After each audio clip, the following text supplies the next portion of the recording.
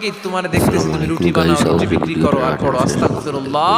যুবক বলে আস্তাগফিরুল্লাহ আমার সবচেয়ে বেশি পছন্দের আমল। আমি সব সময় আঠার মতো ইস্তেগফারের সাথে লেগে থাকি আর সব সময় পড়তে থাকি আস্তাগফিরুল্লাহ, আর এর বদৌলতে আল্লাহ আমারে মুস্তাজাবুদ দাওয়া বানিয়ে দিয়েছে। আহমদ ইবনে হাম্বল তওবা, তুমি মুস্তাজাবুদ দাওয়া রুটিওয়ালা, আমি এত বছর হাদিস পড়াই, আমিও তো মুস্তাজাবুদ দাওয়া না, তুমি দোয়া করলেই সব কবুল হয়ে যায়? যুবক বলে নাম আনা মুস্তাজাবুদ দাওয়া, আমি আমার জীবনে যত দোয়া করেছি কবুল করে নিয়েছে কে? সব দোয়া কবুল করে নিয়েছে আল্লাহ, একটা দোয়া ছাড়া। কি সেই দোয়া?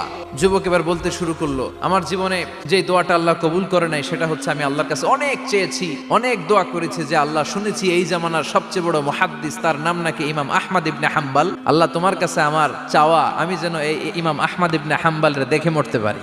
আহমদ ইবনে হাম্বল আবেগপ্রবণ হয়ে গেলেন, চোখের পানি ছেড়ে দিলেন, বললেন যুবক তোমার এই দোয়াটাও কবুল হয়ে গিয়েছে। আহমদ ইবনে হাম্বল তোমার দরবারে ছুটে এসেছে। যুবক চোখের পানি